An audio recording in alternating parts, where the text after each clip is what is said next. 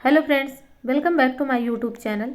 Friends, आज के video में आप देखने वाले हैं यूजीसी नेट के पाठ्यक्रम में लगी हुई कविता कालिदास। इस कविता को नागार्जुन जी ने लिखा है। इसके पहले भी हमने उनकी 4 कविताओं को पढ़ लिया है। आज हम 5वीं कविता कालिदास, जो कि आपके पाठ्यक्रम में लगा है, उसे पढ़ेंगे। कालिदास कविता जब आप देखेंगे तो उसमें आपको प्रश्नवाचक शैली दिखेगी कि नागार्जुन जी कालिदास से प्रश्न पूछते हैं कि कालिदास सच सच बतलाना। इस प्रकार से वो हर पैराग्राफ के बाद, हर 3-4 पंक्तियों के बाद उनका प्रश्न रिपीट होता है। वही प्रश्न वो बार बार पूछते हैं कालिदास जी से। और कालिदास जी की 3 रचनाओं का जिक्र इन्होंने किया है, उसी के ऊपर ये पूरी कविता है। कालिदास और उनकी रचनाओं में आए हुए पात्रों के विषय में ये पूरी की पूरी कविता है।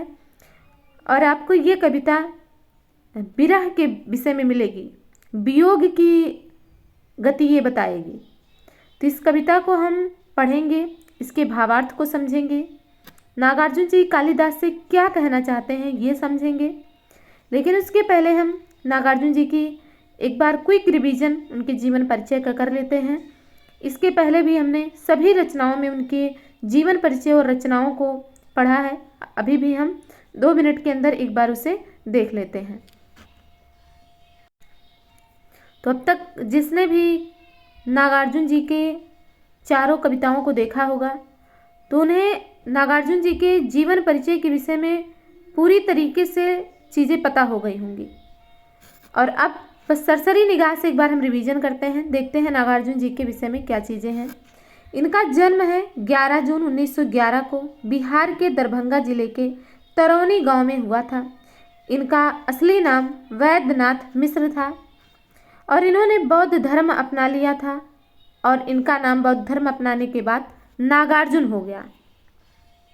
आगे है कि इन्हें 4 भाषाओं का ज्ञान था, हिंदी, मैथिली, संस्कृत और बांग्ला। मैथिली इनकी जन्मभूमि की भाषा थी।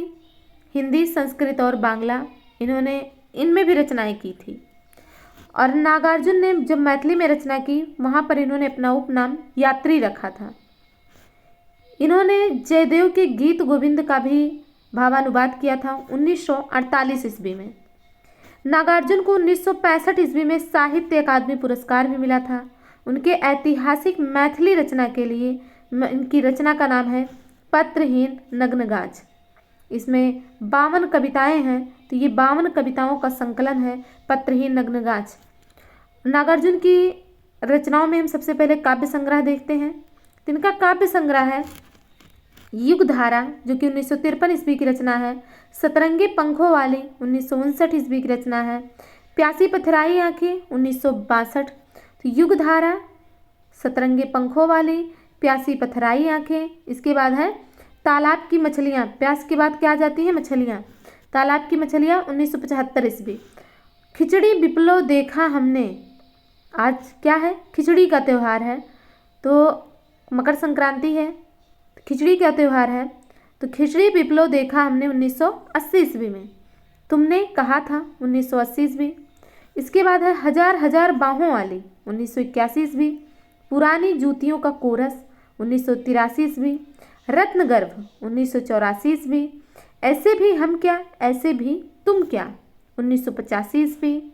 आखिर ऐसा क्या कह दिया मैंने 1986 ईस्वी। इस गुब्बारे की छाया में 1990 ईस्वी। भूल जाओ पुराने सपने 1994 ईस्वी। अपने खेत में 1997 ईस्वी। इसके बाद है इनके खंड काव्य, जो कि 3 खंड काव्य हैं। भस्मांकुर 70 में, गीत गोविंद 79 में और मेघदूत 55 में। इसके बाद है उपन्यास इनका नागार्जुन जी का रतिनाथ की चाची 1948 ईस्वी। बल चनमा 1952 ईस्वी। नए पौध 53 ईस्वी। बाबा बटेश्वर नाथ 54 ईस्वी। वरुणा के बेटे 57 ईस्वी 1957 में। दुख मोचन 1957 ईस्वी। कुंभी पाक 1960 ईस्वी। हीरक जयंती या अभिनंदन 1962 ईस्वी। उग्रतारा 63 ईस्वी। जमनिया का बाबा उपन्यास या डमरतिया 1968 ईस्वी। इसके बाद है पारो जो कि इनकी मैथिली रचना है, 1975 ईस्वी की रचना है। गरीबदास 1979 की रचना है। इसके बाद इनका संस्मरण है, तो 3 संस्मरण है। मैं सो रहा हूँ, 1 घंटा आईने के सामने। तो ये 3 संस्मरण है। मैं सो रहा हूँ, 1 घंटा आईने के सामने। विशेष में है कि नागार्जुन की जो समस्त रचनाओं का संकलन है वो नागार्जुन रचनावली नाम से प्रकाशित हुई है। और ये नागार्जुन रचनावली जो संकलन है ये 7 भागों में विभाजित है। इसके बाद है कविता कालिदास, जो है वो हम पढ़ने वाले हैं। ये नागार्जुन के कविता संग्रह सतरंगे पंखों वाले से ली गई है। इसका प्रकाशन वर्ष 1959 ईस्वी है। तो कालिदास में अब हम देखते हैं कि नागार्जुन जी सबसे पहले कालिदास का संबोधन करते हैं और कहते हैं कि कालिदास सच सच बतलाना, झूठ मत बोलना, सच सच बतलाना कि इंदुमती के मृत्यु शोक से अज रोया या तुम रोए थे। कालिदास सच सच बतलाना। इन्होंने नागार्जुन जी ने कालिदास से क्या पूछा? प्रश्न पूछ रहे हैं कि इंदुमती जब उनकी मृत्यु हो गई तो उस समय अज रोए थे, जो अज उनके पिता हैं, पति हैं, वो रोए थे या तुम रोए थे? कौन अधिक रोया था? तो इंदुमती के मृत्यु शोक से वो पूछते हैं। और आपको पता है इंदुमती और अज ये रचना रघुवंशम में ये दोनों पात्र आए हुए हैं। और इंदुमती के वियोग में अज की स्थिति का वर्णन इन्होंने रघुवंशम में कालिदास जी ने बहुत ही ज़्यादा मार्मिक किया है। ये समझ लीजिए वियोग जो है इसमें बहुत अधिक दिखता है आपको। तो कालिदास की जो रचना है उसमें नागार्जुन जी इनसे पूछते हैं कि इतना अधिक जो वियोग इसमें दिखाया गया है वो आपका वियोग था या फिर अज का वियोग था, ये किसका वियोग था? ये प्रश्न नागार्जुन जी पूछते हैं। अगर आप इस बात को समझना चाहते हैं तो इस प्रकार समझ सकते हैं कि जब आप कोई मूवी देखते हैं और कोई ऐसी मूवी हो जो आपके दिल को छू जाए और उसका कोई भाग जो आपके दिल को छू जाए, वहाँ से कुछ ऐसी घटना हो जिससे आपके अश्रु बहने लगे, तो आप देखते हैं कि जो पात्रों की स्थिति है, आपका उनसे कोई रिलेशन ना होते हुए भी सिर्फ आप थोड़ी देर के लिए अटैच होते हैं, सिर्फ आप मूवी को अपनी आँखों से देखते हैं और आपको आपके अंदर भी वही भावना आने लगती है और आपकी आँखों से आंसू बहने लगते हैं। यानी आप उस पीड़ा को स्वयं अनुभव करते हैं, तभी तो आपकी आंखों से आंसू आता है, अन्यथा आपकी आंखों से कैसे आंसू आएगा? तो उस पीड़ा को अनुभव कौन किया? कालिदास। और इनकी रचना से ही यह पता लगता है, रघुवंशम से पता चलता है कि इन्होंने उस पीड़ा को लगा कि उनकी रचना पढ़ने से ऐसा लगेगा जैसे ये आज की पीड़ा नहीं, कालिदास की पीड़ा है। इसीलिए नागार्जुन जिनसे पूछते हैं कि सच सच बताना कि अज रोया था या तुम रोए थे जब इंदुमती की मृत्यु हो गई थी। तो रघुवंशम की ये बातें हैं। तो इनकी कालिदास की 3 जो है रचनाओं का आपको इसमें वर्णन मिलेगा। सबसे पहले हो गए रघुवंशम, इसके बाद आगे हम देखते हैं। आगे कहते हैं कि शिव जी की तीसरी आँख से, यहाँ से शुरू होता है कि शिव जी की तीसरी आँख से निकली हुई महाज्वाला में, अगर आप हिंदू धर्म से बिलोंग करते होंगे तो आपको पता है कि तीसरी आँख जो शिव जी की होती है वहाँ पर अग्नि का वास होता है। तो निकली हुई महाज्वाला, महाज्वाला की बात क्या होती है? घृत मिश्रित सूखी समिधा सम, यानी हवन सामग्री अगर आपने देखा होगा या हवन किया होगा तो हवन सामग्री जो होती है उसमें काफ़ी ज़्यादा मात्रा में घी मिला होता है, और जब आप उसे लकड़ी पे यानी हवन में जब उसे डालते हैं तो वो तुरंत जल जाती है और बहुत तेज़ लपटों के साथ जलती है। तो उसी तरीके से उसी के जैसा, सम का मतलब हुआ समान, तो शिव जी की जो तीसरी आँख है वो इस प्रकार से खुलती है, वहाँ से इतना अधिक ज्वाला निकलती है कि वहाँ से घृत मिश्रित सूखी समिधा, यानी हवन सामग्री के जैसा कौन भस्म हो गया? कामदेव जब भस्म हो गया, तो कामदेव जी क्या हो गए? भस्म हो गए। और ये पूरी कहानी है कालिदास ने इसे कुमार संभवम में वर्णित किया है। और यहाँ पर शिव जी तप कर रहे थे और इन्हें कामदेव जी को देवताओं के द्वारा इनके तप को भंग करने के लिए भेजा गया। कामदेव जी अपने काम में सफल तो हो गए, उन्होंने तप तो भंग कर दिया, पर वो स्वयं भस्म हो गए।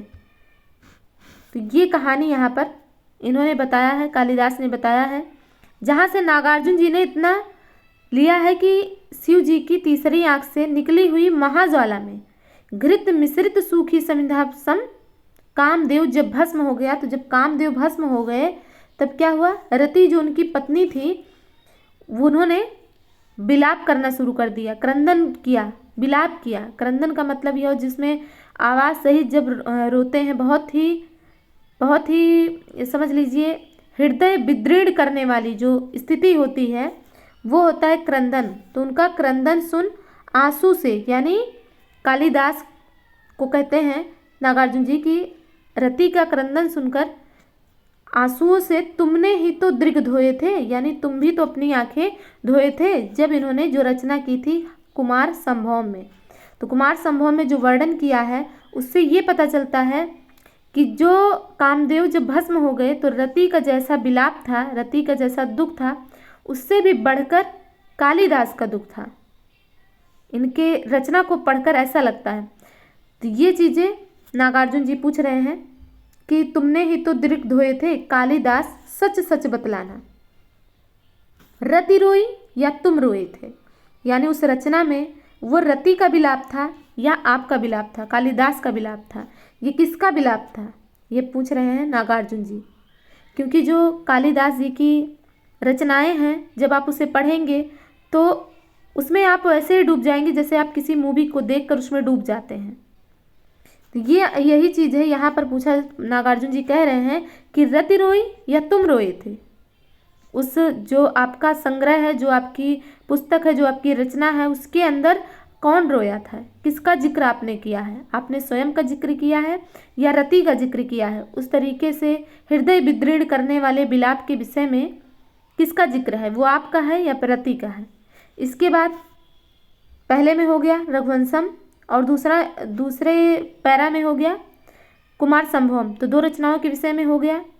इसके बाद तीसरा देखिए, तीसरे पैराग्राफ में क्या है कि वर्षा ऋतु की स्निग्ध भूमिका, वर्षा ऋतु की स्निग्ध भूमिका प्रथम दिवस आषाढ़ मास का, देख गगन में श्याम घन घटा, विधुर यक्ष का मन जब उचटा, खड़े खड़े तब हाथ जोड़कर, चित्रकूट से सिभग शिखर पर उस बेचारे ने भेजा था जिनके ही द्वारा संदेशा, उन पुष्करावर्त मेघों का साथी बनकर उड़ने वाले कालिदास सच सच बतलाना। पर पीड़ा से पूर पूर हो, थक थक कर और चूर चूर हो, अमल धवल गिर के शिखरों पर प्रियवर तुम कब तक सोए थे, रोया यक्ष कि तुम रोए थे, कालिदास सच सच बतलाना। तो ये लास्ट का पैराग्राफ है। तो इसमें क्या कहा जा रहा है कि जो वर्षा ऋतु है उसकी स्निग्ध भूमिका कब है, प्रथम दिवस, पहला दिन है आषाढ़ मास का, आषाढ़ मास का, यानी जब वर्षा ऋतु आरंभ होती है तो प्रथम दिवस है, प्रथम दिन है आषाढ़ मास का, वर्षा ऋतु की भूमिका दिखाई जा रही कि देख गगन में श्याम घन घटा, कि गगन में, आसमान में श्याम घन घटा का मतलब बादल छाए हुए हैं, घना बादल है। उस समय विधुर यक्ष, यानी जो यक्ष है उसका भी मन उचट गया, उसका भी मन व्याकुल होने लगा। तब वह क्या करता है, खड़े खड़े हाथ जोड़कर, तब वह खड़े होकर, जैसे ही आपके ऊपर आपत्ति विपत्ति पड़ती है तो आप क्या करते हैं, तुरंत हाथ जोड़कर ईश्वर से प्रार्थना करते हैं। तो वैसे ही यक्ष भी खड़े खड़े हाथ जोड़कर क्या कर रहे हैं, चित्रकूट से सुभग शिखर पर, चित्रकूट के ऊपर जो पर्वत हैं उनके भी ऊपर जो बादल हैं उनसे क्या कर रहे हैं, ये संदेशा भेज रहे हैं, उस बेचारे ने भेजा था जिनके ही द्वारा संदेशा। तो चित्रकूट के ऊपर जो मेघ हैं, जो बादल हैं, उनके द्वारा संदेशा भेजा यक्ष ने उन पुष्करावर्त मेघों का, और मेघों का नाम क्या है, पुष्करावर्त। तो उन पुष्करावर्त मेघों का साथी बनकर उड़ने वाले, जो साथी बनकर उड़ रहे थे, जो संदेशा लेकर जा रहे थे यक्षिणी के पास, तो कहते हैं कालिदास सच सच बतलाना। यहाँ पर मेघदूत की, जैसे इनका जो कालिदास का मेघदूत रचना है, आपको पता है कि वो कितनी ही ज़्यादा प्रसिद्धि प्राप्त रचना है। मेघदूत रचना कालिदास की, इसमें यक्ष जो कि कुबेर के, जो राजा कुबेर हैं, धन की वर्षा करने वाले वही कुबेर, उनका ये यक्ष के वो स्वामी थे। तो यक्ष एक बार उनकी सेवा कर रहे थे, लेकिन जो इनकी प्रेमिका है यक्षिणी है, उसके ये प्रेम में इतना मग्न थे कि उन्होंने अपने राजा की सेवा की ओर ध्यान ही नहीं दिया, कुबेर की तरफ ध्यान नहीं दिया। और कुबेर जी क्या हुए, नाराज हो गए। तो उन्होंने नाराज होकर यक्ष को अभिशाप दे दिया कि अब तुम जाओ और पृथ्वी पर 8 मास गुजार कर आओ। तो जब इनको अभिशाप मिल गया तो ये अभिशप्त होकर कहाँ आ गए, चित्रकूट आ गए। और चित्रकूट आकर यहाँ पर अपना अभिशाप जो है उसे भोगने लगे। तो विधुर यक्ष का मन जब उचटा, यानी यक्षिणी से ये किस समय मिलते थे, तो जब बादल घोर घटा पूरा एकदम छा गई, घनघोर घटा छा गई, तब इनका मन हुआ यक्षिणी से मिलने का। और इन्होंने क्या किया, तब हाथ जोड़कर जो वहाँ पर पर्वत के ऊपर जो बादल थे, जो घनघोर छाए हुए बादल थे, उनके द्वारा इन्होंने क्या किया, संदेशा भेजा, अपनी यक्षिणी के पास संदेशा भेजा। और पुष्करावर्त मेघों का साथी बनकर उड़ने वाले, और जो ये एक साथ साथी बनकर उड़ रहे थे, उनके द्वारा अपना संदेशा भिजवाया। तो आगे कहते हैं नागार्जुन की कालिदास सच सच बतलाना कि पर पीड़ा से पूर पूर हो। यानी पर पीड़ा का मतलब दूसरों की पीड़ा से भर जाते हैं, थक थक कर और चूर चूर हो, और थक भी जाते हैं, चूर चूर हो जाते हैं, अमल धवल गिर के शिखरों पर। और इस प्रकार जो पर्वत शिखर हैं, जो एकदम स्वच्छ सफ़ेद पर्वत शिखर हैं, उन पर प्रिवर तुम कब तक सोए थे, यानी तुमने कब तक आराम किया, कब तक तुमने उसे ध्यान नहीं दिया, कब तक तुम अपनी पीड़ा को वहाँ पर आराम से स्वयं में व्यतीत किए। रोया यक्ष कि तुम रोए थे। अब पूछते हैं कि जो मेघदूत में आपने यक्ष का वर्णन किया है कि वो रो रहा था, जब इस प्रकार से पूरा माहौल बना, तो वो अपनी यक्षिणी को याद करके उसके पास जो संदेशा बादलों के द्वारा भिजवाता है, तो उसमें वो दुखी था कि तुम दुखी थे। कालिदास सच सच बतलाना, यानी जो मेघदूत में वर्णन किया है वो आपका वर्णन था या यक्ष का वर्णन था, वो किसका विरह था, किसका वियोग था, किसका दुख था, ये पूछ रहे हैं कौन, नागार्जुन जी। तो नागार्जुन जी ने जो कालिदास जी की तीनों रचना है, तीनों रचनाओं का जिक्र किया है, रघुवंशम, कुमार संभवम और इसके बाद मेघदूत का। इन तीनों रचनाओं में कालिदास जी का जो वर्णन है वो बहुत ही अमूल्य वर्णन है, बहुत ही, आप देखेंगे जब आप पढ़ेंगे तो आपको लगेगा कि किस प्रकार से उन्होंने वर्णन किया है। ऐसा लगेगा आपको जैसे आप उसमें खो जा रहे हैं। जैसे आप कोई मूवी देखते हैं तो जब उसमें कोई ऐसा दृश्य आता है जहाँ पर आपके अंदर संवेदना जागृत हो जाती है, तो आप उसमें ऐसा लगता है जैसे वो घटनाएं जो हैं वो आपके साथ हो रही, आपके आंखों से आंसू बहने लगेंगे, और कुछ खुशी वाली बात है तो आप खुश होने लगेंगे। ऐसे ही कालिदास की रचनाओं में हम खो जाते हैं। तो यही उन्होंने पूछा है नागार्जुन जी ने कि कालिदास सच सच बतलाना, जो आपने यक्ष का नाम लिया, जो अज का नाम लिया, ये सब इनकी जो दुख है इसे आपने दिखाया, इनकी विरह को दिखाया, इनके वियोग को दिखाया, या फिर स्वयं का दिखाया है। जैसे जब कोई जीवनी लिखता है, आत्मकथा लिखता है या इस प्रकार की स्टोरी कोई लिखते हैं, तो लगभग उनका अपना पूरा एक्सपीरियंस होता है, पर कोई कोई उसे नकार देता है, उसे एज ए स्टोरी ले लेता है, कोई कोई उसे बताता है कि सिर्फ ये एक पार्ट है, ये हमारा स्वयं का अनुभव नहीं है। तो यही चीज़ यहाँ पर इसीलिए इन्होंने बार बार जोर दिया है कि सच सच बतलाना, कि ये आपका वियोग है कि रति का वियोग है, ये आपका वियोग है कि यक्ष का वियोग है, ये कालिदास आपका वियोग है कि इसके बाद कौन आया था, कामदेव की पत्नी कौन रोई थी, रति रोई थी, तो उनका वियोग है। तो ये चीज़ें उन्होंने यहीं से निकालना चाहा, जानना चाहा, नागार्जुन जी ने कालिदास से जानना चाहा, इसीलिए ये पूरी कविता को लिखा। तो कविता बहुत ही इंपॉर्टेंट है आपकी एग्जाम की दृष्टि से। यहाँ से प्रश्न पूछा जा सकता है कि कालिदास के पंक्तियों में, कालिदास जो कविता है उसकी पंक्तियों में किन किन रचनाओं का वर्णन किया गया है, किन किन पात्रों का उल्लेख किया गया है। तो आपको अगर ये चीज़ें याद हैं कि रघुवंशम, कुमार संभवम, इसके बाद मेघदूत, अगर ये चीज़ें आपको याद हैं तो आप अच्छे से आसानी से आंसर दे पाएंगे। और आपने यहाँ पर देखा होगा कि परपीड़ा की बात हो रही, और नागार्जुन जी भी परपीड़ा से कहीं दूर नहीं थे। उन्हें भी जब अभी तक आपने उनकी जो कविताएं पढ़ा होगा उसमें लगा होगा कि नागार्जुन जी भी परपीड़ा से, उनके अंदर भी परपीड़ा, वो संवेदनशील थे, संवेदना कर लेते थे, परपीड़ा को समझ लेते थे, यानी दूसरों की पीड़ा को समझ लेते थे। और ये तो मैंने बता ही दिया कि ये प्रश्नवाचक शैली में लिखी गई कविता है। तो ये आपको कैसा लगा वीडियो, ये हमें कमेंट के माध्यम से ज़रूर बताएं।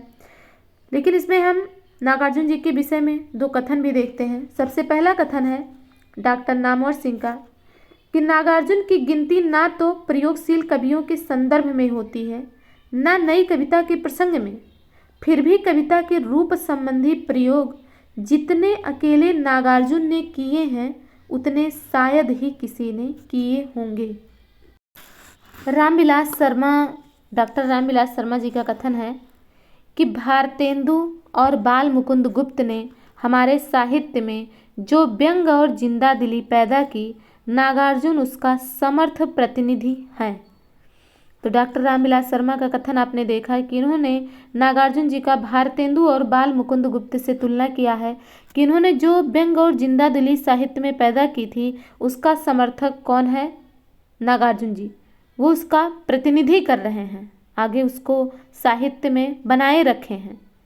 तो इस प्रकार से ये वीडियो यहीं पर कंप्लीट होता है। अभी नागार्जुन जी का सिर्फ एक कविता और बचा है, मनुष्य हूँ। इस कविता को हम कल कंप्लीट कर लेंगे। इसके बाद नागार्जुन की 6 कविताएं जो कि आपके पाठ्यक्रम में लगी हुई हैं वो कंप्लीट हो जाएंगी। और अगर आपको कोई क्वेरी हो, कोई सजेशन हो तो भी आप हमें कमेंट के माध्यम से ज़रूर बताएं। और ये वीडियो आपको कैसा लगा ये बताना तो बिल्कुल भी मत भूलें। वीडियो को देखने के लिए धन्यवाद।